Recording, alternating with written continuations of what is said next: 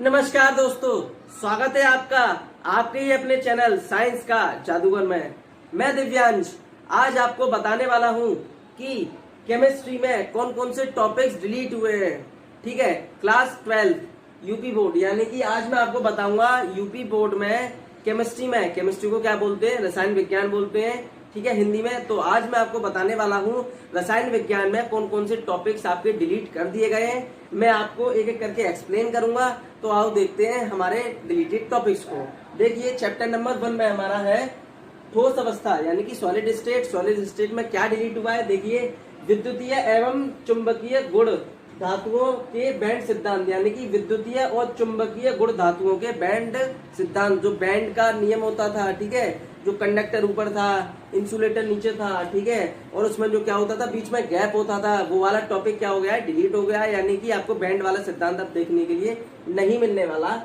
Next है हमारा, ठीक है, चालक, अर्धचालक तथा कुचालक, यानी कि कंडक्टर, सेमीकंडक्टर और इंसुलेटर। ये भी आपको इनके बारे में पहले पूछ लिया जाता था थ्योरेटिकल में, ये भी आपको नहीं मिलने वाला इस बार। ठीक है, नेक्स्ट है हमारा एन व पी प्रकार के अर्धचालक, यानी कि दो प्रकार के अर्धचालक होते हैं, एक होता है एन वाला और एक होता है पी वाला। ठीक है, ये भी आपके लिए डिलीट कर दिया गया है। आइए चैप्टर नंबर 2 को देखते हैं। चैप्टर नंबर 2 है हमारा विलयन यानी कि सॉल्यूशन। इसमें है असामान्य आणविक द्रव्यमान, यानी कि हम क्या निकालते थे, द्रव्यमान निकालते थे। ठीक है, वो वाला टॉपिक आपका डिलीट है। वेंट ऑफ गुणांक, यानी कि वेंट ऑफ गुणांक। वेंट ऑफ गुणांक क्या था, एक कांस्टेंट था जिसको हम किससे डिनोट करते थे, आई से।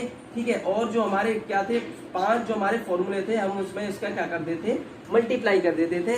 वहां से क्वेश्चन तो आपको मिलेगा, लेकिन आपको वेंट ऑफ फैक्टर का क्वेश्चन यानी कि आई फैक्टर वाला क्वेश्चन आपको नहीं मिलने वाला। हमारा 3rd चैप्टर है विद्युत रसायन। विद्युत रसायन में देखिए विद्युत अपघटन के नियम, यानी कि विद्युत अपघटन के कौन कौन से नियम है, कौन कौन से नियम से विद्युत को हम क्या कर सकते हैं, अपघटन कर सकते हैं, ये आपको नहीं मिलेगा। ठीक है, शुष्क सेल, एक ये क्या है, it is a type of cell, ये एक सेल का टाइप है। और है विद्युत अपघटनी सेल, ये भी एक सेल का टाइप है, विद्युत अपघटनी सेल और गैल्वनी सेल, यानी कि ये क्या है, सेल के टाइप्स हैं। तो ये आपको सेल के टाइप ज्यादातर आपके लिए अब की बार नहीं मिलने वाले आपको। नेक्स्ट है सीसा संचायक सेल। ठीक है, सीसा संचायक सेल, ये तो ये 4 सेल हो गई। देखिए, सूक्ष्म सेल हो गई, एक हो गई विद्युत अपघटनी सेल, एक हो गई गैल्वनी सेल और एक हो गई आपकी सीसा संचायक सेल। ईंधन सेल संचारण, यानी कि ईंधन सेल और एक संचारण का टॉपिक था कोलिजन, यानी कि ये आपको नहीं मिलने वाला इस बार। और देखते हैं हमारा 4th वाला, ठीक है, हमारा चैप्टर नंबर 4 क्या चीज डिलीट हुई है देखते हैं। हमारा चैप्टर है रासायनिक बल गतिकी। ठीक है, इस वाले में क्या चीज डिलीट है, संघटन सिद्धांत की अवधारणा, यानी कि इसकी क्या अवधारणा है, ये वाला क्या है, एक नियम है, सिद्धांत है, ये टॉपिक डिलीट है। प्रारंभिक परिचय गणितीय विवेचना नहीं, यानी कि इसका जो प्रारंभिक परिचय है और जो गणितीय विवेचना होती है, यानी कि जो मैथमेटिकल इसका एक्सप्रेशन है, वो डिलीट नहीं है। वहां से आपको क्वेश्चन आ सकता है। ठीक है, संक्रियण ऊर्जा, यानी कि ये क्या है, एनर्जी है, ये टॉपिक डिलीट है। उसके बाद है आर्यनीय समीकरण, यानी कि ये एक आर्यनीय इक्वेशन है, ये भी क्या हो चुका है, डिलीट हो चुका है। इसके ऊपर न्यूमेरिकल भी है और इसका एक स्टेटमेंट भी है, यानी कि ये आपको नहीं आने वाला। नेक्स्ट है हमारा पृष्ठ रसायन, यानी कि सरफेस केमिस्ट्री। उत्प्रेरक, समांगी एवं विषमांगी, यानी कि उत्प्रेरक कौन कौन से होते हैं, समांगी होता है होमोजीनियस और विषमांगी यानी कि हेट्रोजीनियस। तो यहाँ से आपको क्वेश्चन नहीं आने वाला, ना थ्योरेटिकल ना ही न्यूमेरिकल। आगे देखते हैं सक्रियता और चयनात्मक। ठीक है, सक्रियता और चयनात्मक, यानी कि सक्रियता क्या है और चयनात्मक क्या है, यहाँ से कुछ नहीं आने वाला। एंजाइम क्या होते हैं, ये नहीं आएगा। उत्प्रेरण क्रिया क्या है, ये नहीं आने वाली आपके लिए।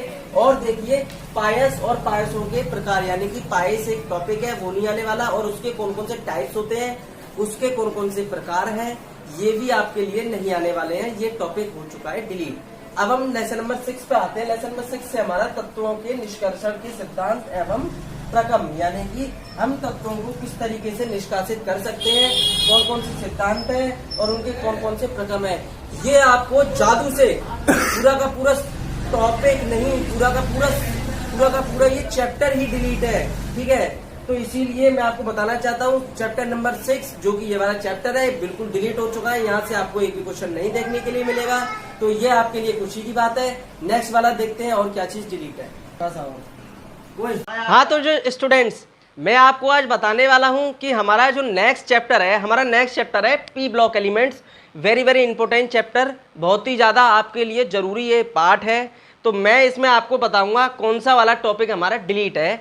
तो हम देखते हैं, देखिए हमारा है पी ब्लॉक के तत्व, ठीक है। ये तो आपको पता ही होगा जब आप पढ़ चुके हैं, तो जब आप पढ़ रहे हैं तो देखिए हमारा 15 कितने इसमें ब्लॉक्स होते हैं, 15, 16, 17, 18, ठीक है। इसमें क्या क्या है, नाइट्रोजन के ऑक्साइड, ठीक है, केवल संरचना, यानी कि नाइट्रोजन के कौन कौन से ऑक्साइड होते हैं, ठीक है। नाइट्रोजन बनाता है N2O, NO2, ठीक है। ये सब इनकी केवल संरचना क्या है, डिलीट है। पहले क्या था आपके पास, लुईस स्ट्रक्चर, यानी कि जो संरचना होती थी वो आपके लिए आ जाती थी, लेकिन अब की बार वो नहीं आने वाली है।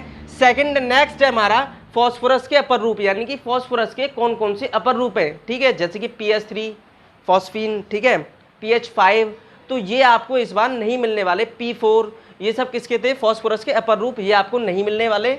और देखिए, और फॉस्फोरस के अपर रूप, ठीक है, फॉस्फोरस के यौगिक, फॉस्फोरस कौन कौन से यौगिक बनाता है, ये भी आपके में इस बार नहीं आने वाला। नेक्स्ट है हमारा फॉस्फीन हैलाइड, ठीक है, फॉस्फीन कौन कौन से हैलाइड बनाता है, यानी कि फॉस्फोरस जो है कौन कौन से हैलाइड बनाता है। फॉस्फोरस देखिए PCl3, ठीक है, ये है PCl3 और PCl5, यानी कि ये 2 टाइप्स के कंपाउंड बनाता है। ये वाले आपको इसके बारे में यानी कि आपको नहीं पढ़ना आपका विरचन, यानी कि इसका क्या क्या इसकी प्रॉपर्टीज़ हैं, इसको हम स्ट्रक्चर किस तरीके से बनाते हैं, दोनों के PCl3 और PCl5 के, तो इसके क्वेश्चन आपको नहीं मिलने वाले। नेक्स्ट है हमारा और उसके गुणधर्म, ठीक है, यानी कि उसकी क्या क्या प्रॉपर्टीज़ हैं, ये आपको नहीं मिलेगा।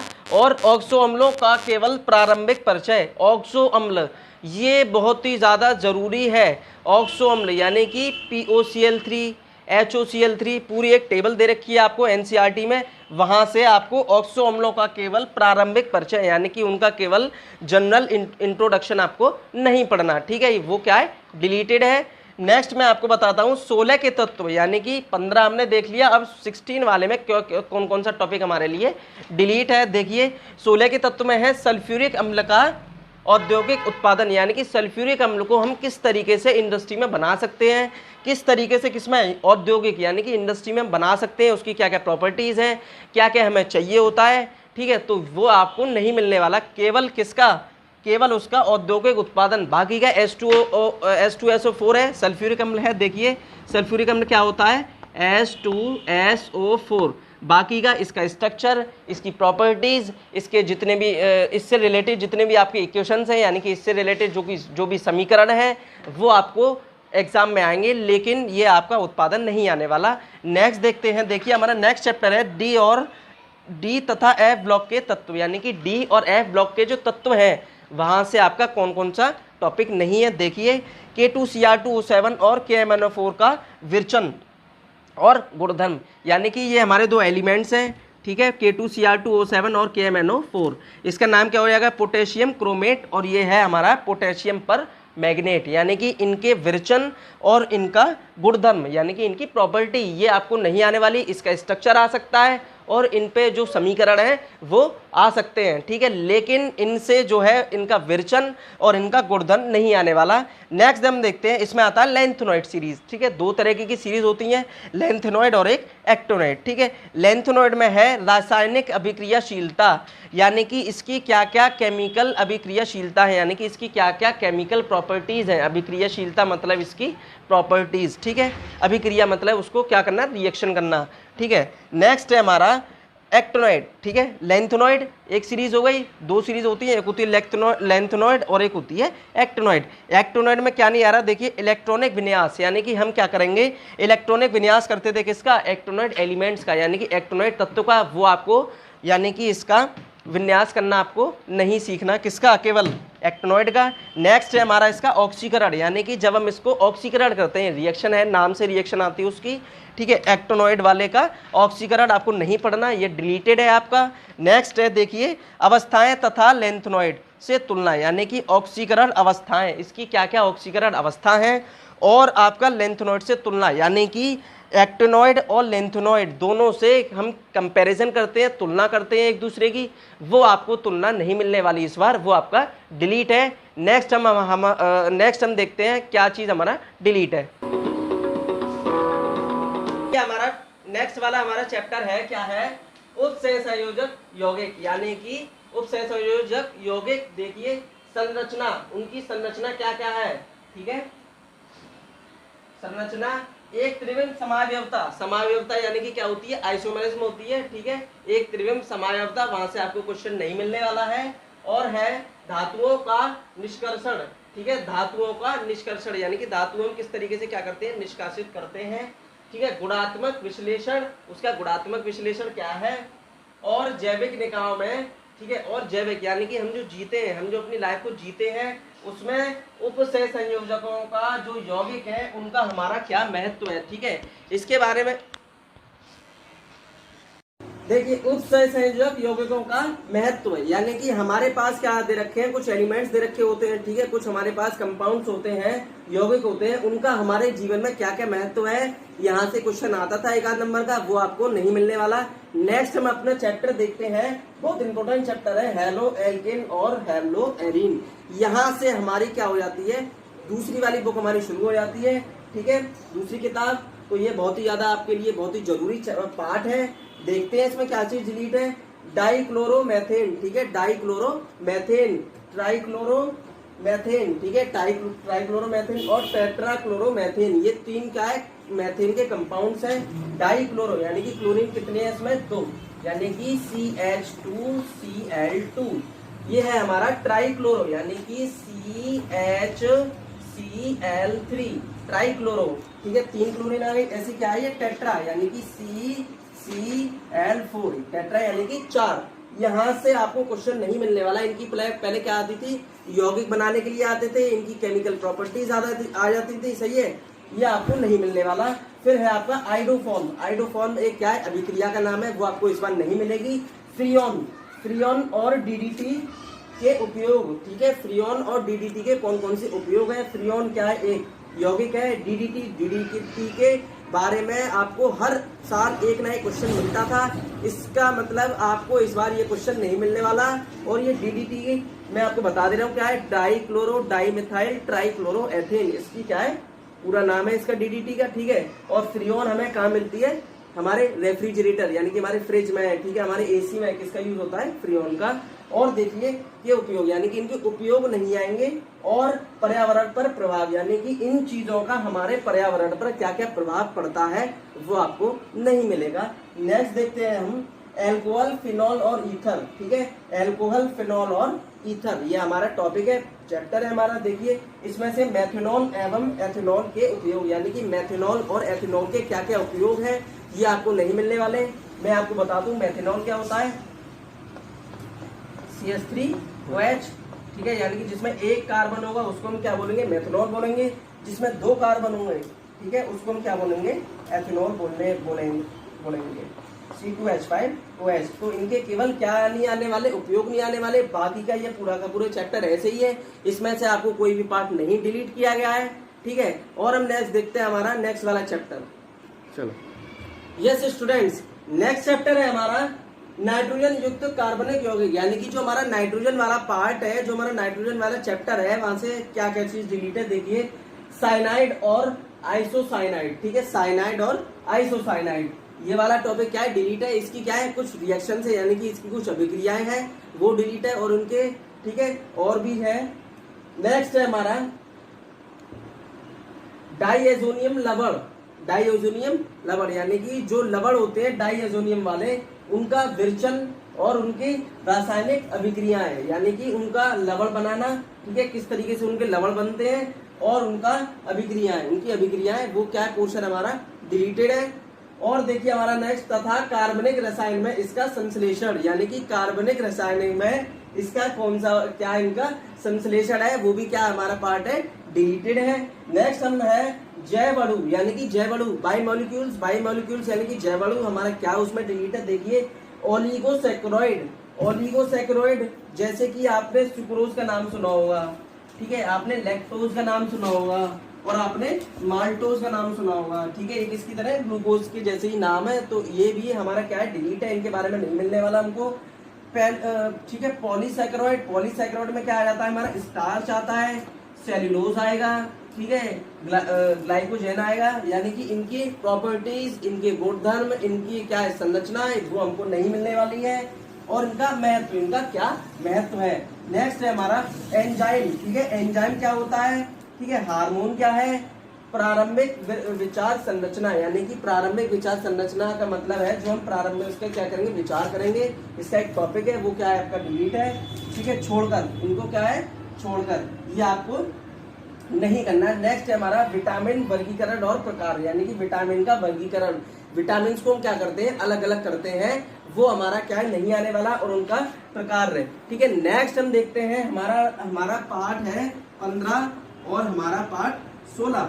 ठीक है, तो मैं आपको आपकी खुशी के लिए बता दूं, शायद आप अपनी कुर्सी को छोड़कर बाहर आ सकते हैं। मैं आपको बता दूं 15 और 16वां जो आपका पार्ट है, ठीक है, एक तो ये आपका कौन सा है, पॉलीमर, और ये आपका ठीक है रसायन विज्ञान, जो हम अपने डेली इस्तेमाल में क्या कुछ दवाइयां लेते हैं उसके बारे में चैप्टर है ये वाला 16। ठीक है, और एक ये वाला क्या है 15, यानी कि जिनको हम बोलते हैं पॉलीमर।